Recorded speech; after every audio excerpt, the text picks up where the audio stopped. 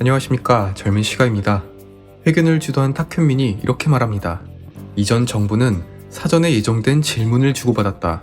우리 문은 실시간으로 기자들과 소통했다고 합니다. 그리고 이 발언으로 오히려 문이 골치 아픈 상황이 왔습니다. 이번에도 문은 프롬프터 대본을 보면서 말한 장면이 걸린 것이죠. 기자회견 시작 부분을 보시겠습니다. 대본이 써져 있는 것이 보이시나요? 그렇다면 정말 박근혜 대통령은 어떻게 기자회견을 했을까요? 2016년 사진을 보면 대본을 보여주는 모니터가 없습니다.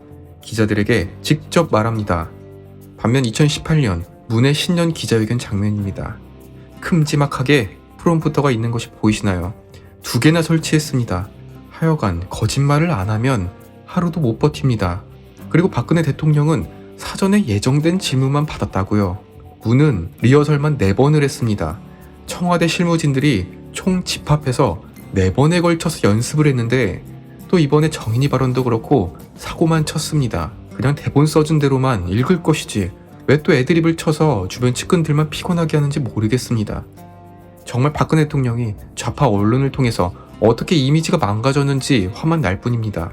미국의 백악관에 홀로 가서 영어로 연설을 하고 미 상원, 하원 의원이 모인 자리에서 영어 연설은 프롬프터의 도움 없이 30분간 진행되며 40차례의 박수를 받았습니다. 이명박 대통령은 말할 것도 없고요. 그저 측근들이 써준 대본만 읽을 줄 아는 대통령. 우리 국민들은 필요가 없습니다. 가장 유명한 명의라고 한다면 화타가 빠질 수 없습니다. 한나라 말기 때 시골을 돌아다니며 백성들을 치료했습니다. 치료도 잘하지만 특히 병을 진단하고 환자의 상태를 이겨내는 능력이 뛰어났습니다. 환자의 얼굴색을 보거나 맥을 짚는 것만으로도 어느 병에 걸렸고 어떠한 처방이 필요한지 알았다고 합니다. 반면 이와 대조되는 나쁜 의사가 있습니다. 어느 병에 걸렸는지 어디가 아픈지도 묻지 않습니다. 그저 처방전만 끊어주고 다음 손님만 받습니다. 저는 이번 신년 기자회견을 여러 번 보면서 결심했습니다. 문은 국민들이 어디가 아프고 어느 처방이 필요한지 알지 못합니다. 결코 2번은 찾기 싫어지는 나쁜 의사의 전형적인 모습이라 확신합니다. 어떻게 보면 문바들이 가장 등을 돌리게 된 주제인 부동산 문제에 대해 기자들이 질문했습니다. 그리고 이에 대한 총책임자는 이렇게 대답했습니다. 현재 은행권의 저금리 정책으로 돈이 많이 돌고 급증한 1인 가구 때문에 부동산 가격이 상승했다고 합니다. 최악의 의사, 진찰도 못합니다. 1인 가구가 폭발적으로 증가했기에 집값 상승을 부추겼다. 제가 지금 1인 가구인데요. 그럼 제가 최근 4년간 벌어진 부동산 폭등의 주범인가요? 월세 낼 돈에 허덕이던 저 때문에 강남의 아파트 가격이 오른 거였습니까? 이러니까 20대 청년들이 다 등을 돌렸죠. 가장 하이라이트는 윤석열 총장을 거론한 부분입니다. 윤 총장에 대한 여러 평가가 있지만 제 평가를 한마디로 말씀드리면 그냥 문정부의 검찰총장이다. 이 말로 인해서 지금 좌우할 것 없이 욕을 먹고 있습니다. 우선 극성 문바들은 추미애를 버렸냐며 분노합니다. 어떻게 윤석열 총장을 좋게 평가하냐 따지더라고요. 반대로 우파 진영에서는 얼마 전까지 직접 징계를 내리더니 이제 와서 우리 사람이라 하냐 비판합니다. 진짜로 소름 돋습니다. 추미애를 이용해서 헌정사상 처음으로 검찰총장 직무 정지까지 내렸던 사람이 법원에서 막히니까 이제 우리 검찰총장이다. 그리고 저는 이 점도 비판받아야 한다고 봅니다. 문정부의 검찰총장이 아닙니다. 대한민국의 검찰총장이죠. 대통령이 종속된 기관이 아닙니다. 국민이 주인이지 정부의 기관으로 낮출 것이 아닙니다. 그렇기 때문에 이번 문의 발언은 이러한 송대를 갖고 있습니다. 윤석열 총장, 추미애는 우리가 버렸으니까 이제 다시 사이좋게 지내자. 우리가 임명했으니 좀 도와달라.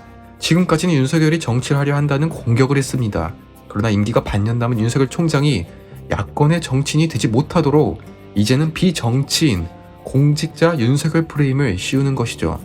문의 발언 하나하나는 탁현민이나 그 하수인들이 모두 전략을 짜서 대본을 만들어준 것입니다. 자기 생각은 단 한마디도 말하지 못합니다. 도대체 문은 지금 국민들의 심정을 단 하나라도 알고 있을까요? 이에 대해 조선일보의 노영민 인터뷰에서 아주 충격적인 사실을 접했습니다. 저는 너무나 궁금했습니다. 문과 2년 동안 시간을 보낸 사람이니까 대통령이 지금 뭐를 하고 있는지 말입니다. 지금 대통령은 신문을 꼼꼼하게 읽고 있답니다. 심지어 인터넷 댓글까지 읽고 있으며 청와대 측근들이 대통령의 눈을 가린다는 것은 틀리다고 합니다. 저는 오히려 문에 대한 반감만 심해졌습니다. 그러면 그동안 국민들이 분노를 직접 보고도 신년사에서 졌다는 소리를 내뱉던 거였습니까? 그리고 부동산 정책에 대해서 이렇게 해명합니다. 부동산 정책은 효과가 나오려면 4년에서 5년이 걸린다. 박근혜 정부 말기에 부동산 경기가 안 좋아 공급이 없었다. 그럼 그렇지, 문의 해명은 노영민의 생각과도 일치했습니다. 문이 대통령이 된 후에 독단적으로 바뀌었다는 의견에 대해 어떻게 생각하냐고 기자가 묻자 동의할 수 없다. 대통령은 다양한 사람의 의견을 듣고 여러 인사를 뽑았다고 합니다. 그리고 대통령 집무실에 설치한 일자리 상황판이 있는데 문이 매일 보고 있답니다. 일자리 만드는 기업이라면 대통령이 여러 번 방문해서 격려했다고 말합니다. 그러나 현실은 이재용 부회장의 구속으로 세계 최고의 기업이 무너지고 있습니다. 정말 양보해서 4대강 다시 열 수도 있죠. 태양광 할 수도 있습니다. 전 국민에게 지원금 줄 수도 있고 찬반 여론이 모두 일리가 있습니다. 그런데 탈원전과 더불어서 삼성의 수장을 제거하는 정신머리는 절대로 이해 못하겠습니다. 시가총액이 하루 만에 28조 원 감소했습니다. 하여간 만드는 것은 못해도 없애는 것은 인류입니다. 손 안 대고 코풀기인가요? 삼성전자뿐만 아니라 삼성그룹 아래의 모든 그룹주가 줄줄이 하락했습니다. 그런데 웃기면서 슬픈 점도 있습니다. 일명 개미 투자자라고 불리는 사람들의 대다수가 최근에 삼성전자 주식을 제일 많이 샀는데 그들 중 상당수가 3040 문바들이라는 사실입니다. 참 안타깝습니다. 3040은 누구보다 문을 지지해줬는데 자영업 망쳐놓고 이제는 주식도 망가뜨립니다. 좌파 정권의 좌파 판사의 판결로 인해서 하루 만에 28조가 날아갔습니다. 이 돈이면 전국민 재난지원금도 가능합니다. 근데 노영민이 뭐요? 대통령은 일자리 만드는 기업이면 격려한다고요. 이것이 바로 문가식 기업 격려입니다. 이전 정부에 줄을 섰다면 이렇게 된다는 일종의 화형식이며 다른 기업들은 앞으로 바짝 길 수밖에 없습니다. 2021년 첫날 문은 통합회가 찾아왔다고 말했습니다. 그러나 불과 2주 만에 그 실체를 드러내고 말았습니다. 추미애와 윤석열 총장이 진흙탕 싸움으로 번진 것은 민주주의가 건강하게 발전하고 있는 것이라 단정지었습니다. 1년간의 과정을 볼 때 민주주의의 발전이라고 포장하기에는 너무나 더럽고 치사했습니다. 결국에 그는 국민의 대표라기보다 민주당의 대표에 불과했습니다. 스스로 그릇을 작게 하여 그 속으로 들어가겠다는데 누가 말리겠습니까? 애초에 그릇이 작은 사람이 운에 맞지 않게 대통령이 되었으니 그 수준이 드러났을 뿐입니다. 마지막으로 화타의 이야기를 통해 영상을 마치고자 합니다. 전국을 돌며 화타가 명의로 이름을 떨치자 조조는 그를 부릅니다. 조조가 겪는 두통을 치료해달라 했고 화타는 처음에 치료를 해주다가 다시 백성들을 치료해야 한다며 떠납니다. 이에 분노한 조조는 화타를 잡아서 고문하고 죽입니다. 그 후에 조조의 아들이 병으로 위독하게 되자 이 병을 치료할 사람은 화타밖에 없었고 그를 죽인 것을 후회했다고 전해집니다. 우리는 국민들의 마음을 헤아리고 필요한 것을 채워주는 대통령을 원합니다. 그저 정치인으로서 또 다른 목적을 염두하고 나서는 대통령은 국민들에게 인정받을 수 없습니다. 시청해주셔서 정말로 감사합니다. 구독과 좋아요 부탁드립니다. 감사합니다.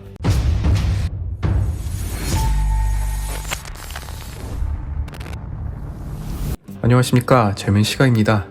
요즘 뉴스 보는 재미가 있습니다. 몇 달 전만 하더라도 목이 뻣뻣하던 그 오만한 정치인들이 하나씩 무너지고 있습니다. 제가 그동안 방송에서 추미애는 윤석열을 패할 것이다, 토사구팽의 운명을 맞이할 것이라고 했습니다. 그리고 18일 오후 추미애, 심재철, 박은정, 이성윤이 손을 잡고 수원지검에 출석하여 소환조사를 받게 되었습니다. 검찰 인사를 쥐락펴락하던 추미애가 그 검사들에게 수사를 받게 된 상황입니다. 직권남용죄, 공무상 비밀누설 혐의, 통신비밀보호법 등 다양한 혐의로 검찰 고발되었습니다. 공수처로 화가 단단히 난 사법부는 이들이 재판에 오기만을 기다리고 있습니다. 추미애는 갔고 이제는 문의 차례입니다. 멀쩡히 퇴임하지는 못할 것입니다. 영상 하나를 만드는데 8시간이 넘게 제작하고 있습니다. 보시면서 이 청년 마음에 든다 생각 드신다면 구독과 좋아요 부탁드립니다. 시청자분들은 고종에 대해서 어떻게 생각하시는지 궁금합니다. 1893년 전라도 군수 조병갑의 착취로 인해서 농민들이 하나둘씩 반항하기 시작했습니다. 이에 고종은 조병갑을 벌하는 대신 그 백성들을 억누르는 것에 고민이 많았습니다. 고종실록에 따르면 다른 나라의 군사를 빌려서 쓰는 것은 흔한 일이다. 우리도 외국의 군사를 빌려서 밀란을 진압할 필요가 있다라는 말을 합니다. 그러나 주변 대신들이 반대해서 결국 무산이 되었습니다. 그리고 1년 뒤에 동학농민군이 전주성을 함락하자 당시 병조 판서인 민영준이 서울에 주둔한 위안스카이를 찾아갑니다. 그리고 청나라 군사를 통해서 반란군을 진압합니다. 말이 반란군이지 농부들이었습니다. 자기들의 부정부패를 척결해야 하는데 괜한 백성들만 죽어났습니다. 그리고 그 해에 반란군을 진압한 청군과 이를 견제하는 일본군이 조선에서 전쟁을 벌입니다. 바로 청일전쟁이 한반도에서 벌어졌으며 이는 그 왕과 신하의 합작품이었습니다. 그리고 조선은 외세의 속국으로 전락합니다. 고종은 아직도 정신을 차리지 못합니다. 뒤늦게라도 조선을 다시 자주국가로 돌리려는 노력은 안 하고 탈출할 계획만 세웁니다. 그리고 11년 동안 7번의 일명 파천, 망명 시도를 합니다. 우리는 러시아 공사관으로 도망간 아간 파천만 알고 있습니다. 그러나 일본, 미국, 영국에 2차례씩 망명을 시도했고 거절당합니다. 고종이 러시아의 망명을 요구할 때 이렇게 말합니다. 나는 밤중에 피신코자 한다. 날짜를 선택해 알려달라. 나를 구할 다른 방법은 없다. 그리고 고종을 소나기에 넣은 러시아는 아간 파천 기간 동안 막대한 이권을 챙겼습니다. 1년 후 고종은 국호를 대한으로 바꾸며 스스로 황제국을 선포했습니다. 나라는 무너지는데 자기 칭찬만 하고 있습니다. 저는 지금 문이 고종과 많은 부분에서 유사하다. 사실상 쌍둥이가 아닌가 싶습니다. 제가 한 기사를 접하고 깜짝 놀랐습니다. 문희 윤석열 총장의 징계를 제가 했었습니다. 이는 대통령이 책임을 지겠다는 것과 같은 의미인데 여기에 비하인드 스토리가 있었습니다. 당시 문의 측근과 추미애가 대통령에게 윤석을 끌어내릴 수 있는 확실한 증거를 찾았다고 보고했다 합니다. 일명 판사사찰을 찾아내면서 문에게 이거면 윤석열이 감옥에 갈 사안이라고 전했습니다. 그리고 문은 이 고급 정보를 철석같이 믿고 재가를 했다가 망신만 당했습니다. 그러니까 문 입장에선 자기들만 믿고 결재를 해달라 한 것인데 책임은 자기가 뒤집어 쓴 상황입니다. 얼마나 화가 나겠습니까? 그런데 이런 민망한 상황을 한 민주당 원로 인사가 설명을 해줬습니다. 지금 문이 누구를 만나는지 모르겠다고 합니다. 문이 민주당 대표 시절에는 여러 인사들을 만나며 의견을 들었다고 합니다. 그런데 대통령이 되면서 모든 소통망을 끊습니다. 이에 이 민주당 원로는 대통령에게 의견을 전했으나 청와대 관련자가 당신 얘기는 더 듣지 않겠다라는 식으로 대신 전했다는 것입니다. 역대 대통령 중에서 청와대 참모일을 해본 사람이 없습니다. 문은 유일하게 대통령의 민정수석을 맡아본 사람입니다. 그런 사람이 정작 대통령이 되자 주변 참모들로부터 직언을 듣지 않습니다. 그래서 자기가 듣고 싶은 얘기만 선별해서 듣습니다. 만약 조병갑의 폭정에 대해서 탐관오리를 처벌하고 백성들을 위로하라는 신하가 있었다면 역사는 바뀌었을 수도 있습니다. 동학농민운동이 일어나지 않고 청일전쟁이 없었을 수도 있습니다. 그러나 리더의 경솔한 결정에 대해 그 누구도 반대하지 못하고 침묵하는 참모들 덕분에 500년의 역사가 무너지듯이 문의 불통은 결국 국가와 자기 자신을 무너뜨리는 그런 결과로 이어질 것입니다. 제 예상이 맞는지 나중에 꼭 확인해 주십시오. 그리고 주말에 가장 뜨거운 소식이 들려왔습니다. 조민이 의사가 됐다는 소식에 조국 지지자들이 SNS로 응원하러 모였습니다. 조민의 합격을 축하한다는 댓글이 무수히 달렸는데 조국이 이 댓글을 비공개 처리했습니다. 다른 이유가 아닙니다. 자기가 봐도 창피하기 때문입니다. 자기 딸을 응원하는 댓글로 인해서 더 논란이 생기니까 지지자들의 글마저 지우고 있습니다. 시청자분들 중에서 조민의 의사고시 합격으로 분노하고 계신다면 그렇게 안 하셔도 좋을 것 같습니다. 의사가 되기 위해서는 의대 학위가 있어야 합니다. 그런데 지금 재판부에서 고려대와 부산대에 제출한 7개 스펙 모두 허위로 판단했습니다. 만약 2심에서 뒤집힌다고 하더라도 단 하나의 허위가 나오면 똑같이 입학 취소 처리가 됩니다. 정유라는 재판이 들어가기도 전에 입학 취소가 되었습니다. 똑같은 전례가 있다는 것입니다. 그러니까 민주당이 정유라에게 한 짓 때문에 조민이 피할 수 없게 되었습니다. 그리고 이성윤이 서울중앙지검장으로 취임한 지 딱 1년이 되었다고 합니다. 일명 검찰 승진 코스라고 불리는 요직을 연달아 맡았습니다. 비주류 검사가 대통령과 동문이며 함께 일한 경험으로 불과 몇 년 만에 검찰 2인자 자리까지 올라오게 되었습니다. 그런데 추미애와 더불어서 사면초가 신세다 이렇게 언론은 보고 있습니다. 추미애는 윤석열 총장을 내치지 못해서 결국 버려졌지 않습니까? 이성윤은 한동훈 검사장을 내치려고 채널의 사건을 조작하다 오히려 먹잇감만 던져준 덕분에 이미 여권에서는 쓰임을 다한 사냥개 처지가 되었습니다. 재밌는 말이 들립니다. 이성윤과 같이 일했던 후배 검사가 말합니다. 이성윤 지검장이 원래 저 정도까지는 아니었는데 왜 이렇게까지 하는지 모르겠다라고 합니다. 그런데 이에 대해 다른 검찰 관계자가 대답을 해줬습니다. 지금 이성윤 본인이 하는 일이 대통령을 위하는 길이라는 굳건한 신념이 있는 것 같다. 그게 아니라면 솔직히 이성윤의 무리한 행태를 이해할 방법이 없다라고 말합니다. 저도 전적으로 동감합니다. 사냥개가 주인에게 이쁨 받기 위해 주인을 보며 꼬리를 칩니다.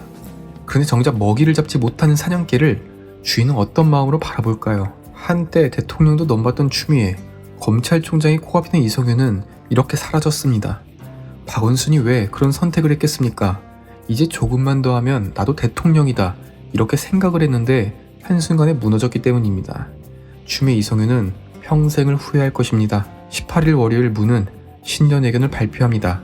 여기서 이전 대통령에 대한 사면 결단을 할 것으로 보입니다. 지금 지지율이 바닥을 찍는 것을 고려하면 마지못해 사면을 하는 쪽으로 갈 것 같습니다. 그러나 신년사의 대부분은 자기 칭찬으로 가득할 것입니다. 고종은 일본, 러시아, 미국 등이 나라를 쪼개먹고 있는 상황에서 대한제국을 선포하며 정신승리를 했습니다. 마찬가지로 문은 2021년에 경제대국을 이뤄낼 것이라며 또 한 번의 정신승리를 할 것인데 오히려 더 추해질 뿐입니다. 지금까지 시청해주셔서 정말로 감사드립니다.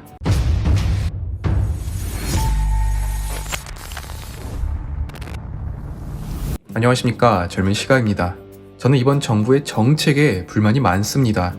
그보다 화나는 것은 그 정책을 내는 사람들이 국민의 세금을 받는다는 사실입니다.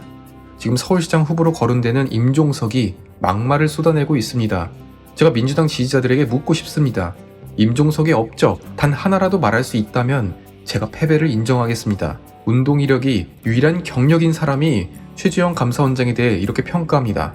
지금 최재형 감사원장은 명백히 정치를 하고 있다. 정보에 대한 편취와 에너지 정책에 대한 무지, 권한을 남용하여 정치 한가운데로 뛰어들었다. 화나지도 않고 웃깁니다. 최 원장이 에너지 정책에 대해 무지하다뇨. 그동안 감사원의 보고서는 줄글 형식이었습니다. 이를 최재형은 사건 관련자 역할, 관련 법조항까지 일목요연하게 정리하여 7,000페이지의 원전 분석 보고서를 분석했습니다. 이에 겁을 먹었는지 정치를 하려 한다는 프레임을 씌우고 있습니다. 그래서 여론이 상당히 안 좋은 전광훈 목사를 거론합니다. 전광훈, 윤석열, 그리고 이제는 최재형에게서 같은 냄새가 난다라고요. 알고 봤더니 임종석이 선을 넘은 비난을 하는 이유가 있었습니다. 현재 민주당의 서울시장 후보로 가장 유력한 박영선이 임종석의 서울시장 출마설을 밝힌 것입니다. 박영선이 최측근 의원을 만나서 임종석이 서울시장을 나가면 나는 안 나가겠다며 일종의 협박을 했습니다. 이미 여권 내에서는 그 소문이 돌고 있었던 거죠. 왜 임종석이 시장 선거에 나오나 했더니 지금 토사구팽의 처지라고 합니다. 원래 지난 총선에서 임종석은 종로에 출마하려고 이사까지 했습니다. 그런데 이낙연이 종로에 전략 공천되면서 오갈 데가 없는 상황이 된 것입니다. 이낙연도 이에 대해 미안한 감정을 갖고 있답니다. 물론 문은 외교안보 특보인지 뭔지 자리를 줬는데 사실상 역할이 없습니다. 그러니까 남들은 다 한 자리를 하고 있는데 나는 뭐를 하고 있냐, 이런 부재의식에서 서울시장 후보를 출마하려는 움직임을 벌이다가 최 원장에 대한 막말로 다시 쥐구멍에 숨게 생겼습니다. 최재형의 신년사 메시지는 단호했습니다. 어떠한 외압에도 굴복하지 않겠다는 그 결단력이 보였습니다. 그러나 지금 우파 정치인이 되기 위해 정권을 수사하는 것이냐는 비난을 받고 있습니다. 과연 그는 어떤 사람일까요? 같은 선상에서 놓고 비교하는 것은 무리지만 링컨 대통령에 대한 반전 일화를 말씀드리고자 합니다. 200년 전 미국에서는 에이브러임 링컨이 대통령에 취임했습니다. 우리는 링컨에 대해 노예제를 폐지한 사람으로만 알고 있습니다. 흑인을 해방시킨 인물로 들었습니다. 그러나 그는 원래 노예제 폐지론자가 아니었습니다. 오히려 노예제를 즉각 폐지하자는 주장에는 반대의 움직임을 보였습니다. 그러나 그는 결국 노예를 해방시켰습니다. 무슨 일이 있었을까요? 1800년대 미국은 남부와 북부로 갈라져 있었습니다. 남부는 땅이 넓고 기름져서 대규모 농장이 발달했기에 흑인 노예가 활발했습니다. 반면 북부는 공업이 발달했기에 노예가 아닌 임금 노동자가 필요했습니다. 그렇기에 노예제를 반대했고요. 이런 상황에서 링컨은 공화당 대통령 후보로 지명되었습니다.